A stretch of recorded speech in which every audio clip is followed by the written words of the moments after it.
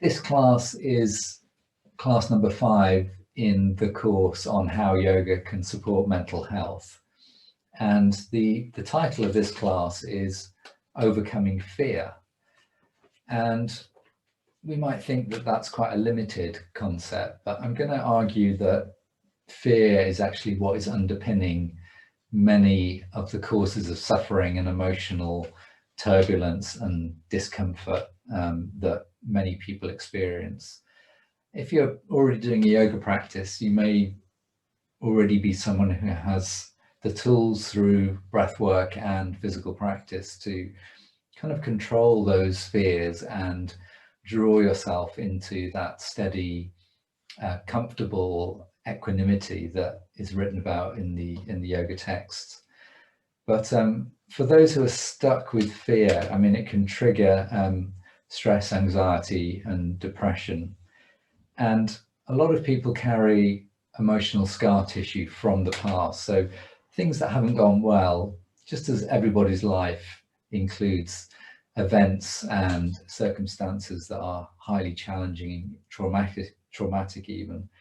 But that can be so powerful as to shape your experience of the present and to create and manufacture even further fears and anxiety about what may take place in the future.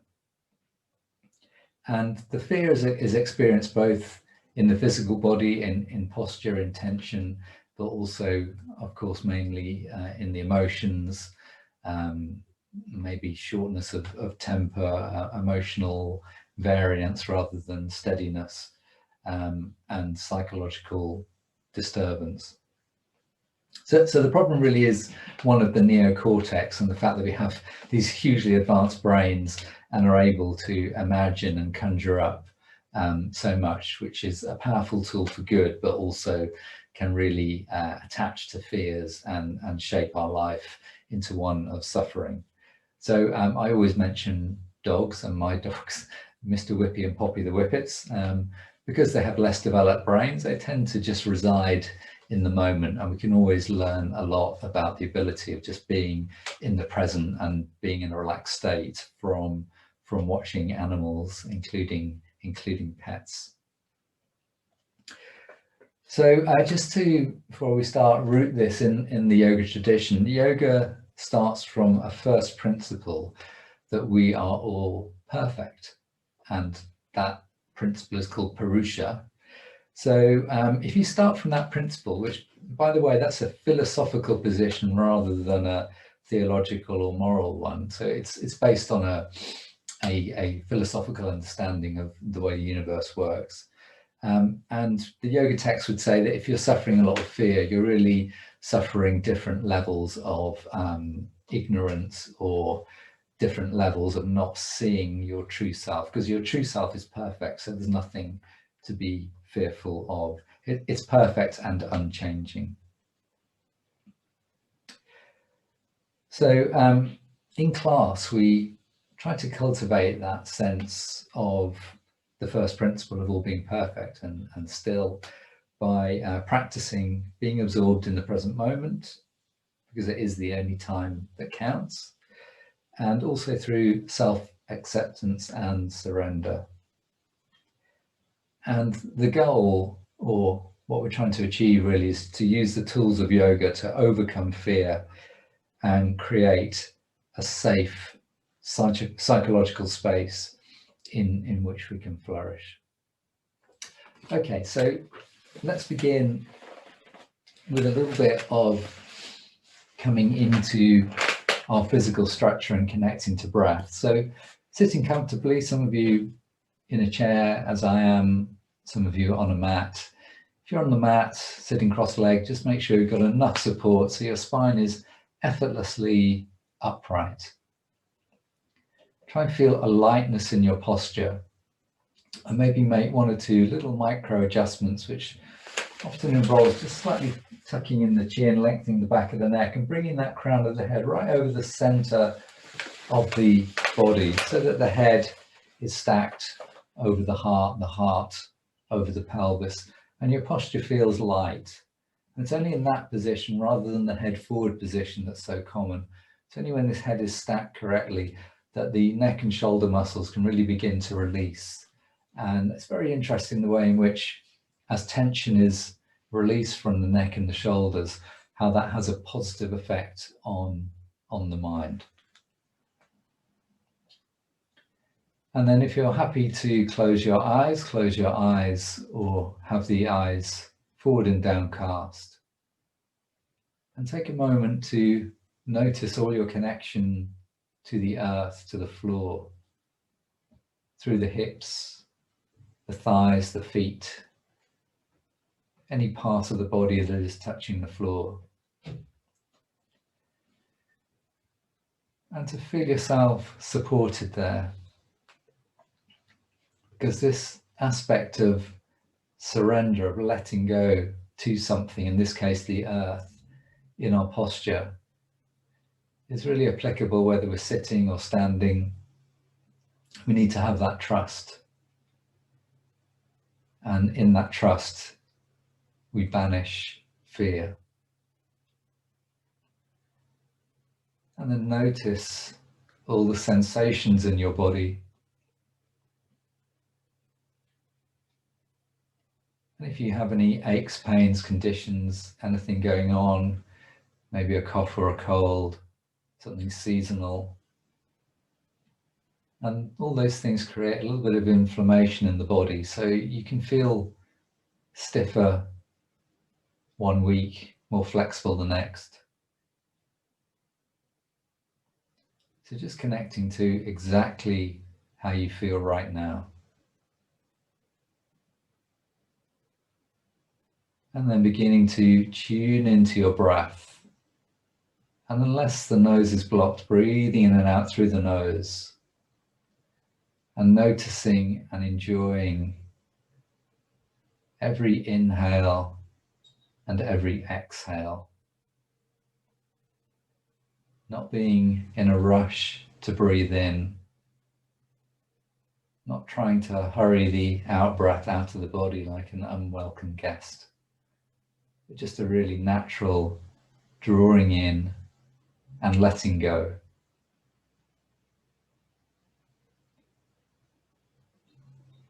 And although we're not going to formally do the practice of coherent breathing, I'm just going to invite you to feel as if you are breathing in and breathing out for roughly the same length of time. And over the course of the next few breaths, just find a way of expressing that equal rhythm where the in-breath has a quality of slowness and fullness, and the exhale has those same qualities.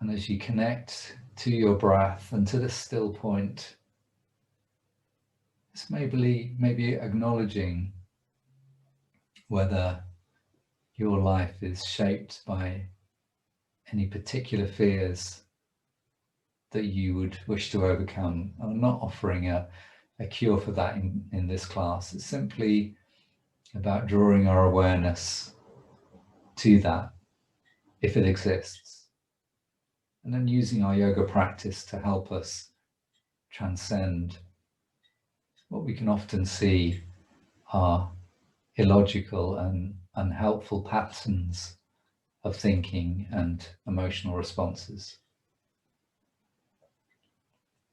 so that we can, over time, better and better be a person who can just be ourselves in every moment, fully present, body, mind, and breath.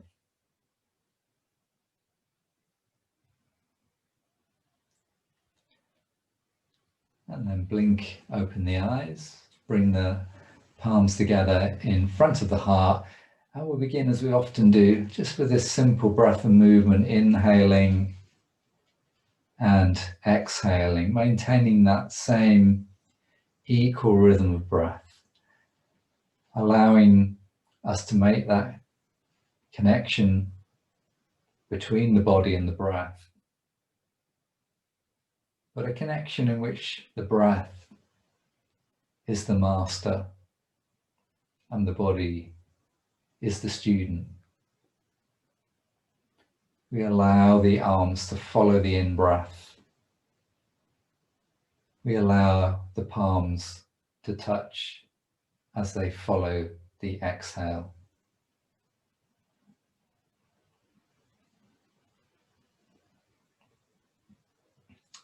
And try to feel as if the whole of the front of the body is beginning to open on that inhale. There's an element of ribcage lifting and ribcage stretching the muscles between each rib, and this sense of opening the heart.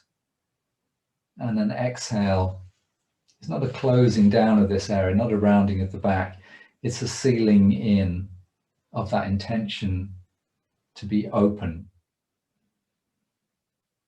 Because when we are open, yes, there is that risk of vulnerability, but it's also a place in which emotions are less likely to get stuck. Fears can be met, addressed, and allowed to melt away.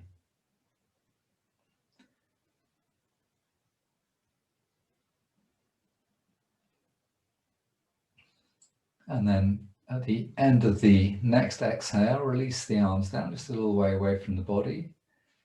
And part of this process of really casting out fear and feeling that we are grounded in the present moment is to constantly reaffirm that connection to the earth. So let's do that with this breathing practice. We're breathing in, drawing our breath up from the earth, up through the soles of the feet, the shins, the knees, the hips, up through the chest to the crown of the head, and exhaling, whole body breathing back down to the earth. So the arms represent the movement in as the arms go up, and exhale, the breath traveling back down to the earth. So be aware particularly of the hips if you're on the mat, and the soles of the feet if you're in a chair, as you draw breath up through the body from those earth connections, and then send it back down to the earth. Still in this lovely, flowing, equal, coherent rhythm of breathing. And we'll just do one more of those.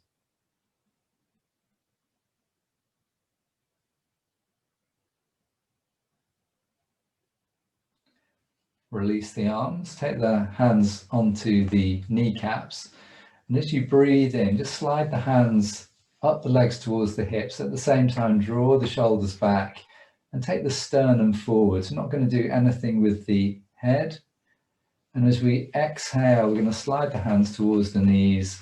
And this time we will take the chin forward, round the back, and draw the tummy in an appropriate amount. So if you've got any reason not to pull the tummy in, or you've just recently eaten, just do a gentle rounding of the back without engaging too much in terms of the abdominals.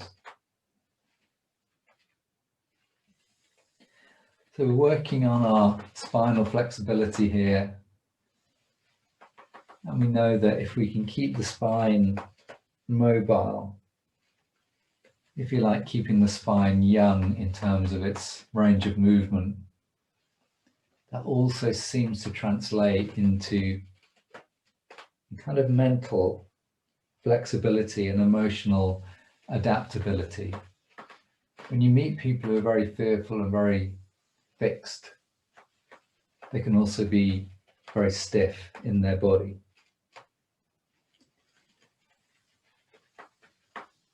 So we're asserting something which I'll come back to a couple of times in the class, which is fear is much less likely to take hold if we expect to experience life as a series of flowing movements of things happening, rather than expecting life to be static, fixed, everything under our control. It's that old cliche of going with the flow. And then finish on an inhale, draw the shoulders back and release the arms, give the arms a little shake, and breathe in, draw the shoulders up towards the ears, and breathe out, relax the shoulders down. And once more, inhale, shoulders up. Exhale, shoulders down, turn the palms out, bend the elbows, and just 2 or 3 big, slow, easy rotations, finding your full range of movement in the shoulders. And if that feels tight, doesn't matter. Just begin to address that tightness.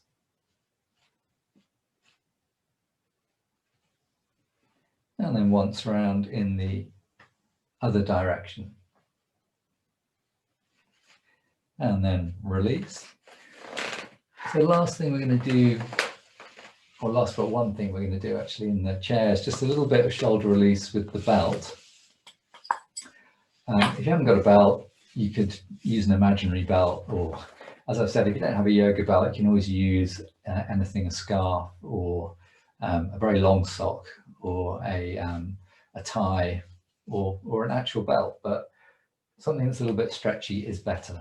And we're going really wide. I like to wrap the belt once around the hands so there's no tension from gripping the belt. So just nice loose hands, relaxed shoulders, relaxed arms, and then breathing in, taking the belt up, so comfortable position above the head, and exhale, lowering down.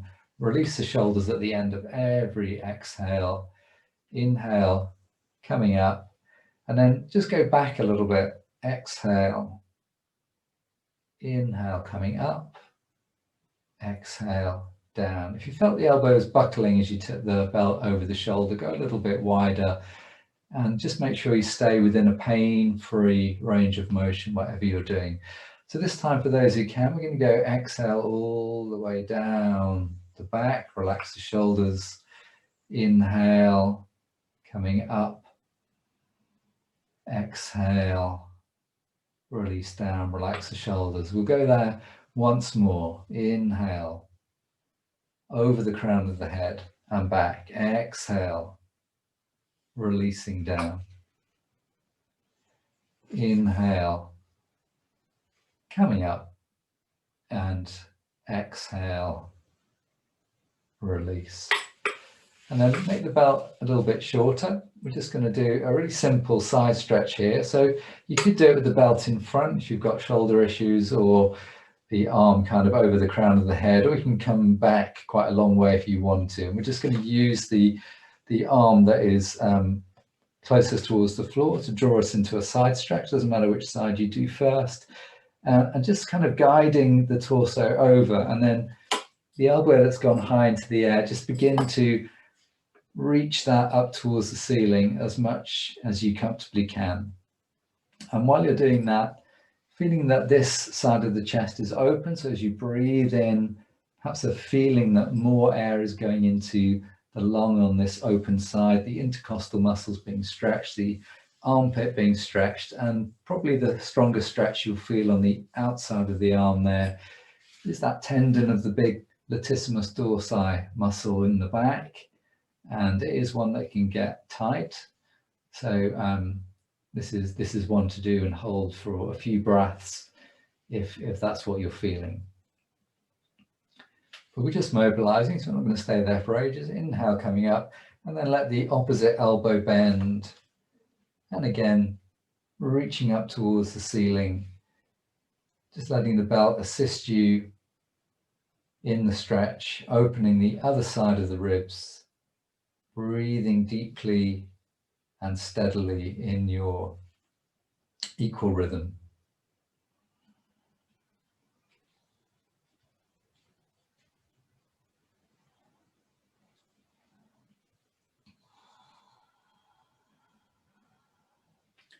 And then on the next inhale, reaching up, and exhale, release the arms down, just let go of the belt. We'll use that again for a hamstring stretch later. But for now, just giving the arms a shake, giving the shoulders a roll, and feeling perhaps, I hope, just a little more freedom in the shoulders, a little more softness. So final stretch is just to come into a supported forward bend. So if you're sitting cross-legged on the floor, you could fold over cross legs. That's quite a demanding forward bend. You could do about halfway through, change the cross of the legs, or you could stretch the legs out straight if you're already feeling that you've been in cross-legged for a long time. For those of us who are in the chair, we're going to use the arms and come down really slowly. So the arms are acting as supports, and they're also helping to lower us down. And we want to feel a sense of space and lengthening through the lumbar spine. And if you've got quite a lot of flexibility, you might actually feel that the lower ribs get to rest on the thigh, and that you can allow the whole of the weight of the body to tip forward. You can tuck the chin in and just let the head hang forward. So the crown of the head is probably pointing about 3 or 4 feet in front of you. So the head isn't coming lower than the knees, but you're able to let it go and really give the back of the neck a little bit of gravitational lengthening and space, courtesy of the weight of the head. It's a little bit of a thank you, neck, for supporting me all day when I'm upright, and now you're letting the neck have a nice bit of space and release. Of course, the main benefit of this stretch is usually felt in the lower back, in the lumbar area. So as you keep that earth connection back to the sit bones and the hips, really feeling that lower back area stretching out, and remembering that for those of you who do suffer a little bit from twinges in the lower back, this is an excellent practice to do at any time. You know, if you're just working, just can turn sideways on your chair, do a little forward fold, and really put some space back into the lower back area. Okay, so coming out, just bring the spine back to neutral, use the hands to come up, and then give the shoulders a little lift and roll. And now we are coming down onto the mat. If you're staying in the chair, that's absolutely fine, as usual. And we'll begin our practice, as we often do, just by drawing the knees in over the chest and rocking the knees from side to side. And as you rock the knees from side to side, rolling the head the opposite way to the knees. So if you were staying in a chair, you can just do that with the hands on the thighs and get a nice similar benefit to the floor practice.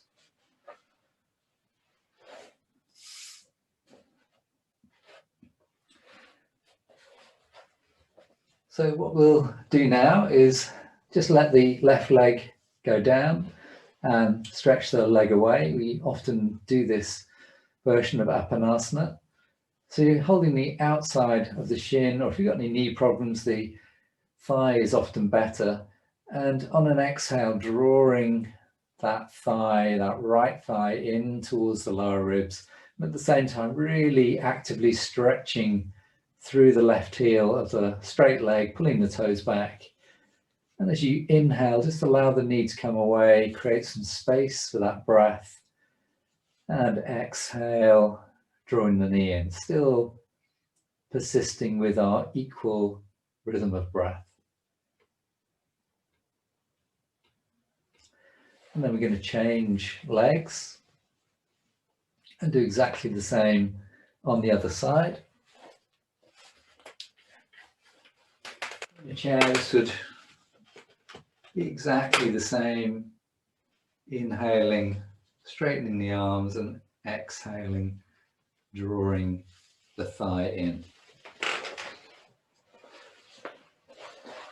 And then at the end of the next exhale, release both legs down, slide both legs straight, And just relax the legs, let them roll outwards, and rest the arms beside the body. Let the arms roll outwards so the palms face upwards, the shoulders roll back, and the shoulder blades connect down to the earth, hips connecting to the earth, back of the legs and the heels. Bring the head to center, tuck the chin in, make sure the head is well supported and chin isn't higher than forehead. On an inhale, put a big stretch into the body as you float the arms up overhead. And when you're in this stretched out position, really go for it as much as you can. So spreading the fingers, spreading the toes, pushing through the heels, putting the toes back, spreading the bones of the feet. And as I lengthen here, you can feel the lower back arching a little bit more, lower ribs are lifting. And when you're ready to exhale, bringing the arms back and dropping back into that very relaxed state. Legs flop out, arms rolling out. We're going to do 3 more of those with your breath. Inhale, active full body stretch. Exhale, relaxation position. If you're in a chair, inhale. It's more of an upper body from the hips to the fingertips. You're still pressing down through the soles of the feet. And exhale, soften.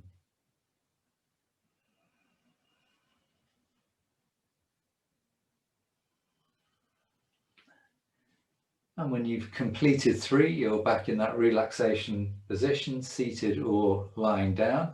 Bend the knees in and come into a good position for you for twisting. So some of you will have the feet hip width apart. If you want to go a little bit stronger, bring the knees and the feet together.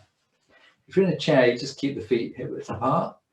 And then you're going to exhale and you're going to drop the knees off to the right if you're lying on the mat and turn the head the opposite way. And for those of us in a chair, we're going to turn the shoulders in one direction, the head in the other. Inhale, come back to center, and exhale, twist to the other side. So head and shoulders always going in opposite direction. And this contrary twist is again contributing to that sense of flexibility and freedom in the spine and that attitude of being flexible, of meeting challenges, meeting the unexpected without being thrown off center, having the ability to bend and change.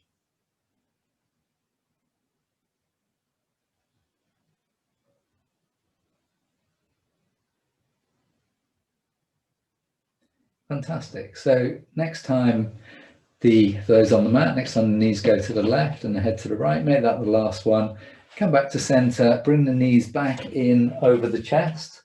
And again, take a little rock from side to side, holding the shins or the thighs, rolling the head the opposite way. And if you're in a chair, just folding easily over the 2 thighs. So a couple more things here. If you're lying on the mat, palms down, keep the knees and feet together and make circles with the 2 legs. So the knees aren't separating here. It feels as if you're marking out a circle with the back of the pelvis. And if you've got any lower back problems, just keep those circles fairly small. And if you are okay in the lower back, you want to work a little bit more strongly on abdominal strength, you can let those circles get a little bit wider. Just keep an eye on the lower back, feel that it's not being pulled into an overarched position. If you're in a chair, we do the same movement by circling the upper body.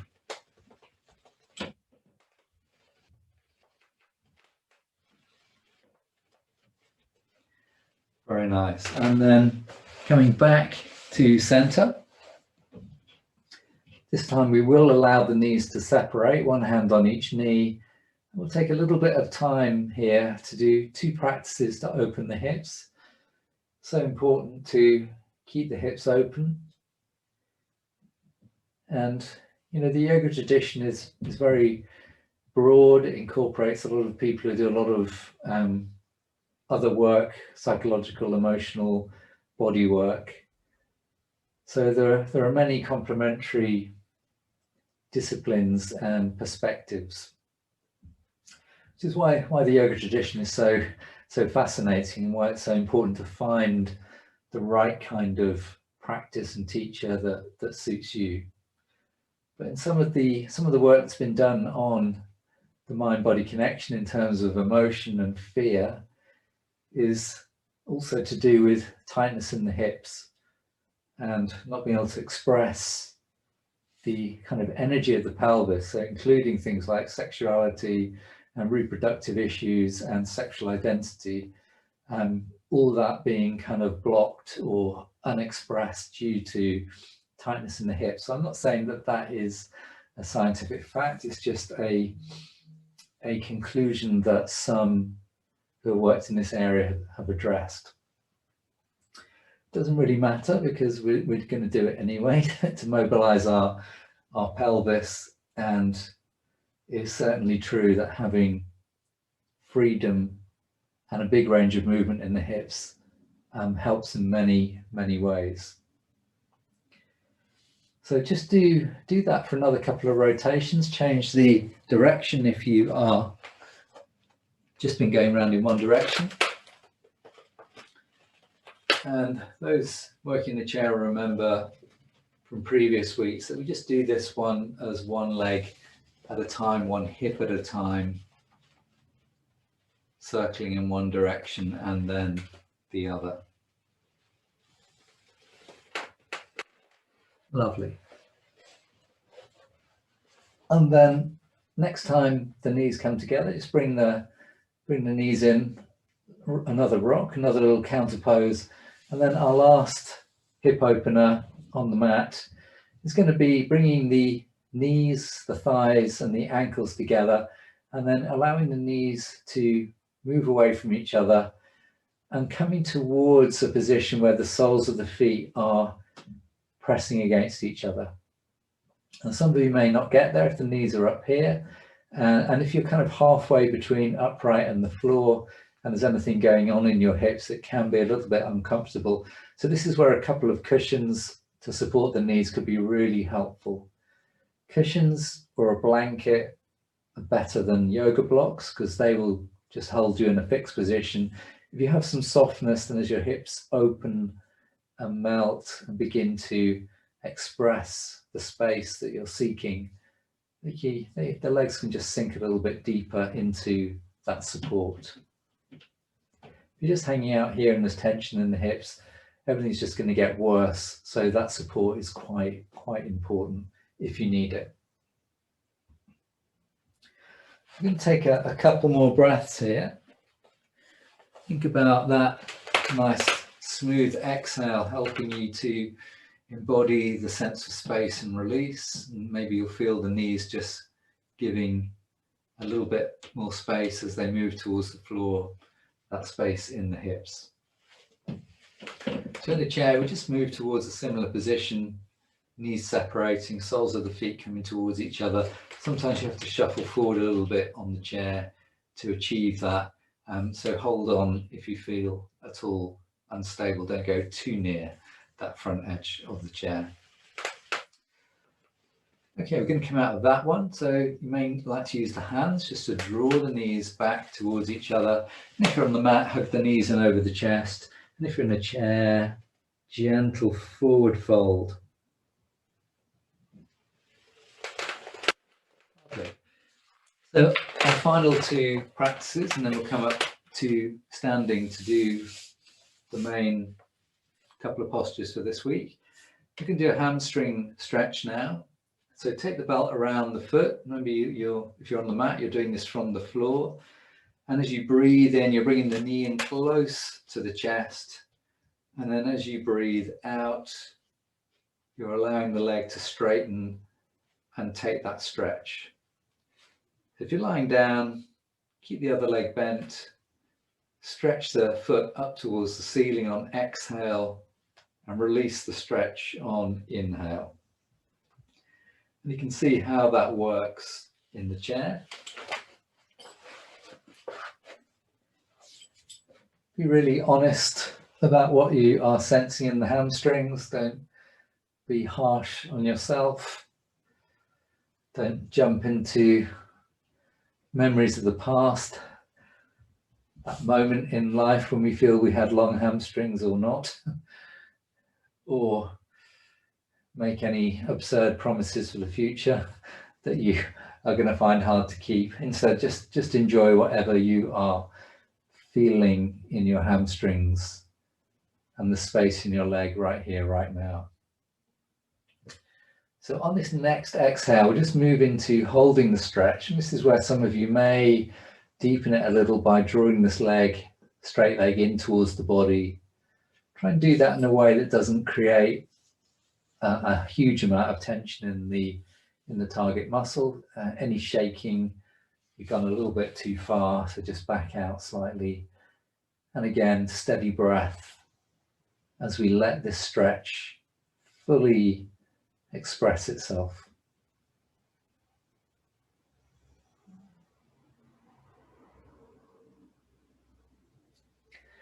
And then on the next inhale, bend that right knee, left leg's going to take over, right foot down. Keep the back of the pelvis on the mat at all times, shoulders released, so plenty of belt. Nice bend in the elbows, inhale, knee to side of the chest. Exhale, lengthen into space.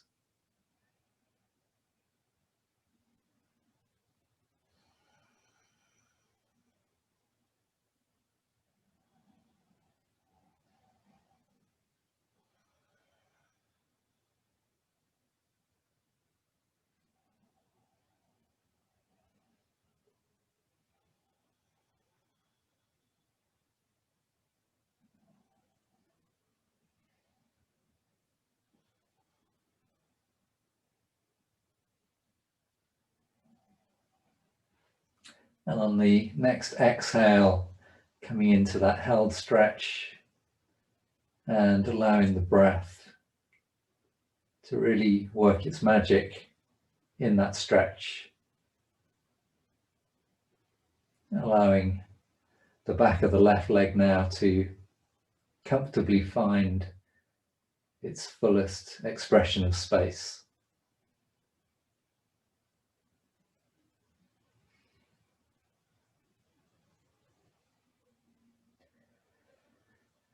And I think part of the reason that I teach is to try and help students avoid some of the terrible mistakes I made in my own yoga practice in the early days, particularly when I was new to Ashtanga yoga and really in a hurry to get somewhere. And it seems absurd now to think about the obsession with folding completely flat in seated forward bend, Paschimottanasana and others, when that really isn't the main point of yoga. So really try to be with where you are right now and let go of anything that is smacking of these future goals, which are just really there to imprison us rather than liberate us, which is what we want. So as you can see, I've moved the belt now around the front of the shins, the feet are hip width apart, the arms are straight. I've removed the support from behind the back of the head so that I can breathe in here, just lift the pelvis, feel a feeling of floating it up on an inhale and rolling the spine down on the exhale. So another spinal mobilizer, but combined with this lifting of the pelvis. So that's going to work the front thigh muscles, the quads. And as you lift that pelvis, if you really press into the feet, the big toe joint, slightly feel as if you're internally rotating the thighs, you will engage those muscles even more effectively. And on the exhale, let the spine be as soft and supple as possible as you roll down. And you can go a little bit higher with each inhale if you want to, but make sure you're keeping everything zipped up through the front of the body, so it's the hips that lift rather than the belly. When you've done 2 or 3 more, if you're working from the mat, think about holding the pose if that's right for you. For those in the chair, it's a bit like what we did earlier of inhaling and opening the front of the chest, drawing the shoulders back, and exhaling, softening the spine back to neutral or even into a little bit of rounding. And just like the people on the mat, when you've done a few of those, you can come into a held position.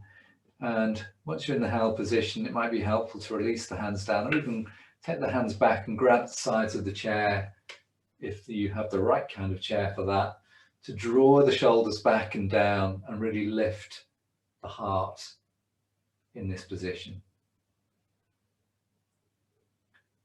And then for everyone, if you're still working, releasing gently and mindfully from the back bend, folding over the thighs if you're in a chair, or hugging the knees in if you are on the mat.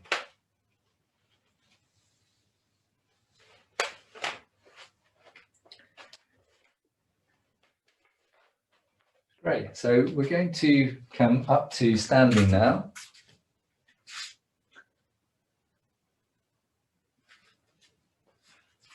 And if you need to stay in a chair, I will be continuing to give chair options, but we're going to use the chair as a support. So sometimes people who've been working in the chair can use the chair. So we've been doing a lot of lunging using the chair. We're going to do one more, but we're using it this time as a little bit of a preparation for a pose called Rajasana, the dancer pose. So quite an easy lunge. Some of the muscles that get stretched, some of the openings we're creating in this position are also the ones that we will be working in the main pose. As usual, make sure the chair's not going to move, have it against the wall if possible. Keep the feet hip width apart, resting the hands on the thigh. If you needed to, you could reach and hold the chair if you needed that added stability. But actually bringing the spine upright is a better position, so grabbing something to the side would be even better. Back foot is not really turned out, so I'm really feeling the stretch there through the calf muscle and the Achilles. Lovely, and then release the right leg down, give the legs a little shake, and when you're ready, coming into a lunge on the other side. Find your steady breath.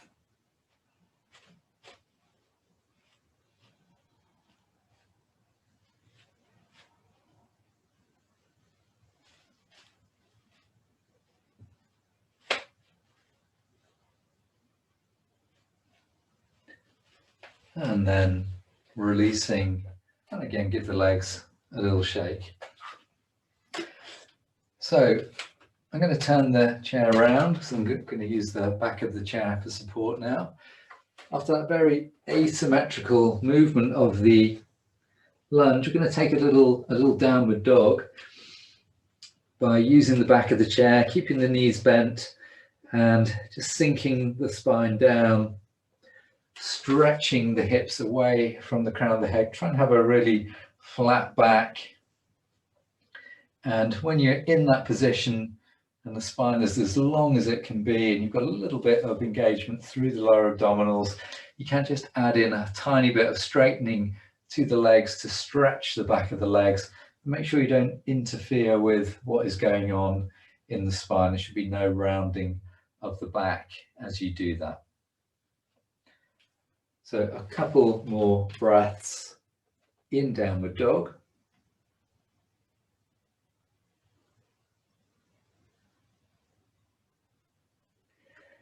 And then we're going to just walk the feet in, come back up to upright, release the legs, release the arms. And then taking the back of the chair, the left foot is back as if I'm going to do another downward dog, but the right leg is forward as if we're back in the lunge. And this is going to be quite a contained lunge, so I don't want to go knee beyond the ankle, so just to there. And then just have a little practice of inhale, bending the knee, Exhale, straightening the leg. Inhale, bending the knee. Exhale, straightening. It's a really good, simple movement to strengthen any knee joint if you're coming back from a knee injury, say, and you just needed to build the muscle up, but you wanted to keep a really mindful alignment and just do a mini lunge. Okay, so you can keep hold of the chair if you need to. Otherwise, we're going to come up, palms together, and just breathe in, open the palms, and exhale, palms together, straighten the leg. And do 3 more on this side, really drawing back the shoulders. So when you finish that inhale, palms are facing forward, shoulders are down, shoulder blades moving towards each other at the back of the body. Exhale. Probably 1 more. And hands back on the chair, step the legs in, give the legs a shake. And then right leg back. And again, just practice the mini lunge. Feet are hip width apart, back leg, foot is not really turned out, apart from maybe 1 centimetre or 2 for stability. Either holding the chair or palms together in front of the heart and begin.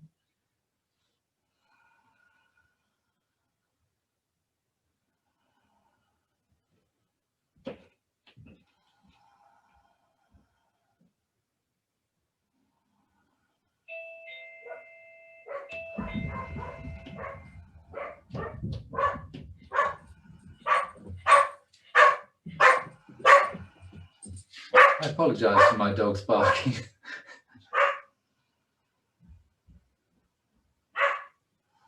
And at the end of the next exhale, bring the hands back, step the leg forward for the legs, a little shake out. So we're going to come sideways onto the chair now, just use the chair as a little bit of support for a balance.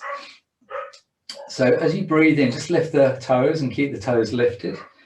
If you don't need the chair, then feel free to just release it. So if you can feel that as you lift the toes, spread the toes, notice which points of the feet are connecting down to the earth. It's really only the 3 points of the heel, the big toe joint, and the outer edge of the toes. So it's kind of a 3-pointed arrangement, and those are the 3 anchor points for the arches of the feet. So as we do this, as I keep talking, you keep breathing, as you lift those toes, you're really working on some fantastic muscle tone in the feet. And then exhaling, relax the toes down, shift the weight slightly forwards, and if you're comfortable, lifting the heels just about 1 inch off the mat. Again, you know the chair or the wall is there if you need it. But you can just hold that. So strong contraction now in the calf muscles. If that gives you any cramp, come out of it. Otherwise, notice again the complete change in foundation. Now it's all the toes that are mainly providing us with the balance, plus the front pads of all the toes on the main part of the foot, and that big weight bearing point of the heel is floating up off the mat. And then release down and give the legs a little shake. So we're going to do a little bit of moving the hips from side to side and lifting the leg. But instead of just lifting the leg out in front, as we often do for the heron balance, we're going to lift the leg and just open that hip a little bit. So turn the foot out to the side and slightly flex the toes. That's inhale. Exhale down, move the hips. Inhale, lift the other foot. And there's a little hand gesture here. So as the left foot comes up, the right hand gestures down towards it. And as the right foot comes up, the left hand gestures down. So this is a version of the pose I mentioned earlier, Natta Rajasana. And this is a pose named after the kind of idea that Shiva one of the Indian gods, but it's also in the tradition a transmitter of knowledge and wisdom of yoga, has a role of kind of sustaining, also destroying what is not good, but sustaining the universe in this dynamic movement. So again, building on this idea that life can never be something that is fixed and unchanging. We have to learn to move and flow. So life is a cosmic dance as well as our embodied dance of life. And as we lift a foot and gesture to the raised foot, this is meant to symbolize the raising of our awareness, the raising of our consciousness towards a state where we are more aware of our true nature, and that true nature being the perfection and stillness of what the yoga tradition says is in every person. So I've actually got a statue up there, which is an expression of Shiva Nataraj. And if you want to know more about the many other symbolism and kind of stories behind that posture and that statue, please feel free to look it up. It is absolutely fascinating. So we're going to turn to face the back of the chair or wall and do a second version, a more well-known version of Natarajasana. And for this, you're either going to do a really simple version of holding the chair and just taking the, if I'm standing on the left foot, taking the right foot back and just either touching the toes or even just lifting the leg. And then if you don't need, if you're happy with just one hand on the chair, you are going to take the opposite arm up into the air. And if you don't need the chair, you can just rest the hand down. If stage 2 of the same posture is to come a little bit higher with the help of a belt. So that one will look more like this.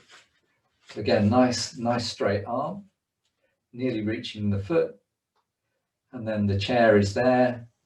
Balance is getting a little more challenging now. Palm facing forward, reaching up, drawing the shoulders back. So a little bit of back bend there as well. And then if there's nothing wrong with your knee, and we're still on the same leg, and you can grab hold of the front of the foot. Remember, this balance is getting a little bit trickier now, because with the foot pulled in, if you draw that knee back level with the other one, you're already beginning to get a really good quad stretch there. And actually, this knee can go back even further if you're doing more back bend, and then left hand going forward from here. So we've already spent quite a long time on this side. But if you're still able to, we'll take 3 more really good breaths, equal breaths in and out. And if it helps, drawing that inhale up through the standing leg and exhaling back down through the standing leg to really root this balance in the earth.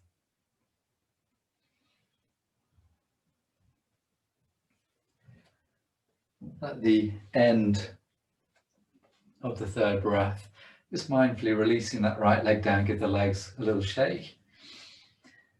So challenging balances like that do tend to bring up fear, and when the balance doesn't go as well as you hoped, it brings up all that I used to be able to do this, or I should be doing this better, or lots of judgment. So it's about allowing that stuff to come up, acknowledging it and just letting it go, surrendering to the process. Whatever balance it is that you're doing right now is the perfect one for you tonight. And I know that sounds a little bit twee, but it's true. So again, either taking the left foot back or using the belt or taking the foot, come into the position that's going to work for you. Remember, you can keep a hand on the chair or come into the pose. I'm just going to let you have that time that we had for the other leg now to really enjoy the pose. If you lose your balance, don't worry, just drop the leg down, take the hand on the chair, re-establish it, come back into Natarajasana.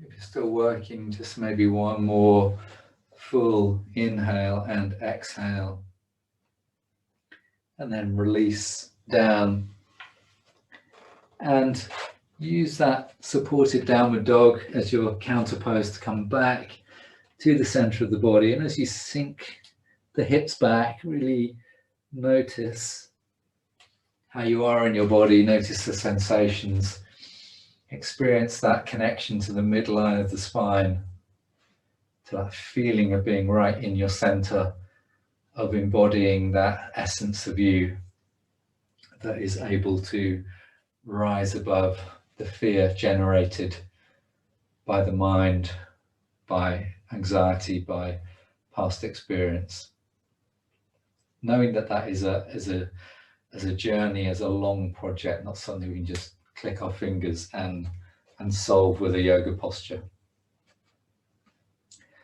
Lovely. So last thing before we take our inversion and relaxation is going to be a sun salutation. So remember, you can do this in the chair or on the mat. Feet are hip width apart. We're going to do 3 altogether. So if you're standing or if you're sitting, same position with the arms, breathing in, open the shoulders, open the heart, exhaling, bending the knees, folding forwards, or hands on the thigh if you're in the chair, fold forwards. Inhale, come halfway up, flat back. Exhale, forward bend a little bit deeper. Inhale, flat back, rising up, palms forward. Exhale, palms together. Inhale, send the hands up, any height is good. And exhale, sway to your right. Inhale, come to center. Exhale, hands to heart. To the other side, inhale, reach up. Exhale, sway. Inhale, reach up. Exhale, hands to heart. 2 more. If you're going to carry on standing, I'm going to do the next one sitting. Again, it's exactly the same. Follow your breath.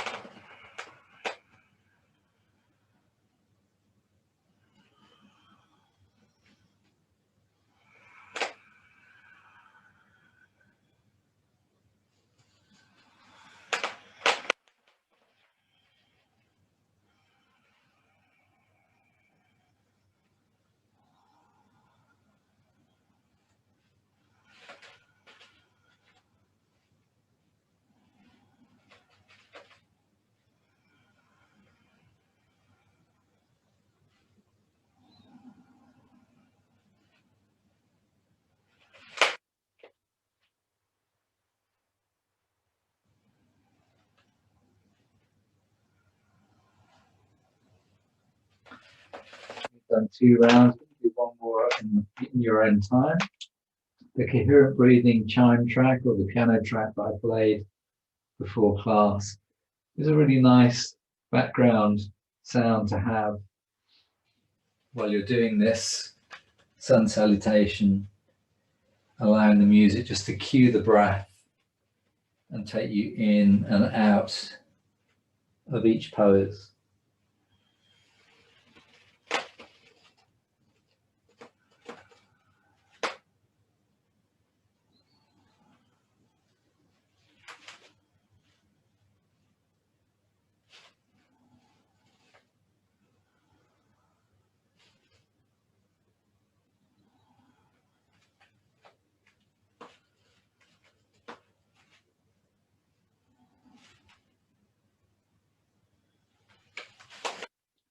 When you get back to the starting position at the end of the 3rd sun salutation, just pause for a moment, whether you're seated or standing. Close the eyes or have them downcast with a soft gaze.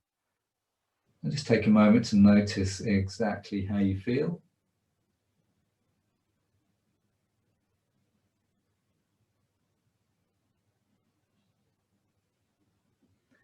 And then release the hands and make your way down into your supported inverted pose,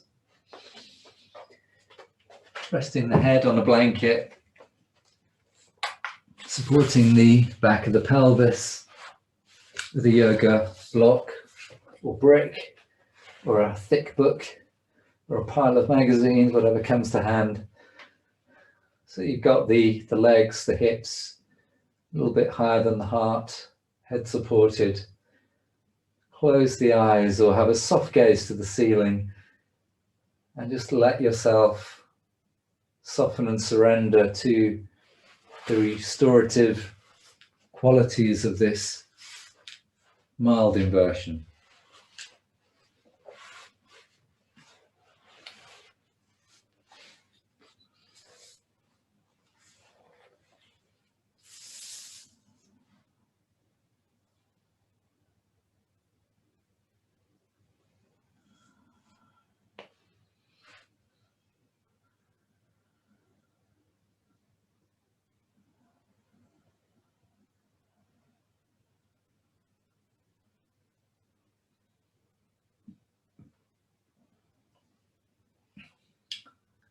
And then in the next breath or two, just think about transitioning to a comfortable pose for you, for your relaxation.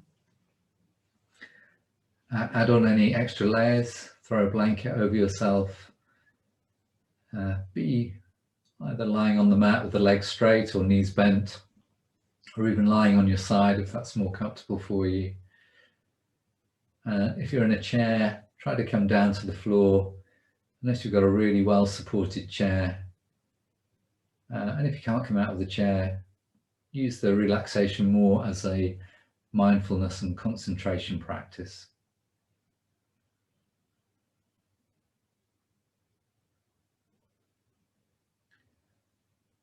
Taking a few more moments to become really comfortable in your chosen position, noticing every sensation in your body, noticing the points of contact down to the earth, appreciating that feeling of support and solidity, and giving yourself permission to release to those points of contact, release the body to the earth, just as you can release fear, emotional baggage, anything that does not serve you, you can release from your body, from your mind, with the tool that you always have access to, your breath.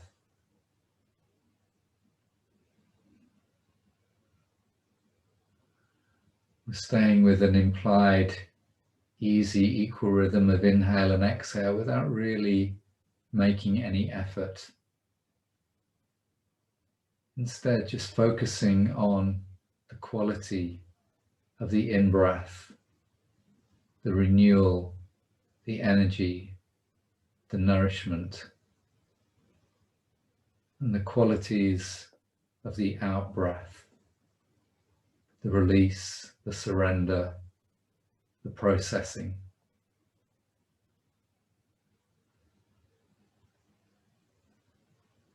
And with each exhale, inviting your body to surrender a little more deeply to the earth, to the support that you feel beneath you.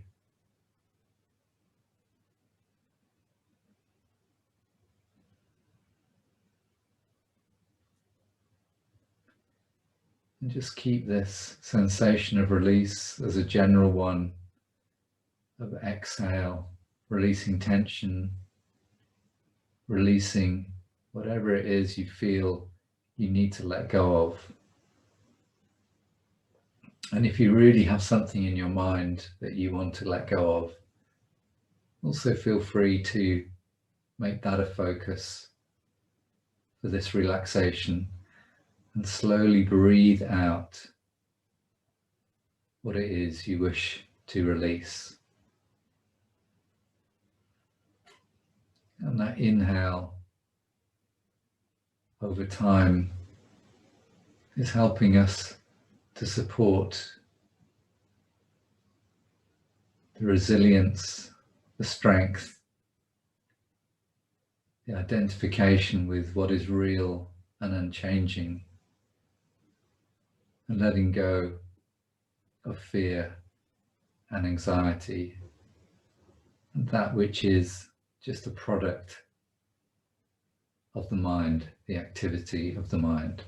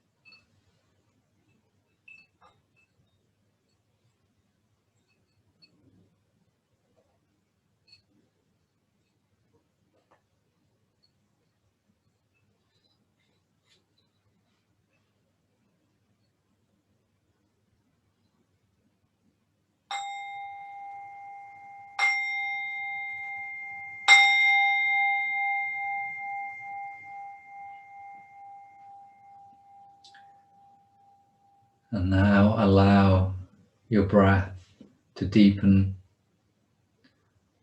and reconnect with your body. Move the fingers, wriggle the toes, and gently stretch into your arms and your legs in any way that feels good. And when you're ready, lying on the mat, bend the knees, roll over onto your right side or left side. Take a breath or two there and then make your way back up to sitting.